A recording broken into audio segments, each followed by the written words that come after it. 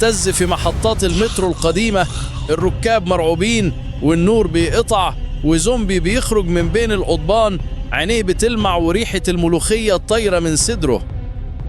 في بيت عادي شاب دخل الحمام، قفل الباب وفتح الحنفية، وفجأة غطى عين الحمام اتحرك وخرج منه زومبي جسمه مبلول بالطين، وقال: فين الطشة يا أم شيماء؟ الناس بدأت تجري في محطات المترو والزومبي بيطلعوا من الحيطان والبلاعات، أي حد شايل أكلة فيها ملوخية بيتحول، الريحة بتخليهم يهيجوا زي المجانين. الجيش نزل يقفل خط المترو، بس الزومبي أسرع، بينطوا من محطة للتانية.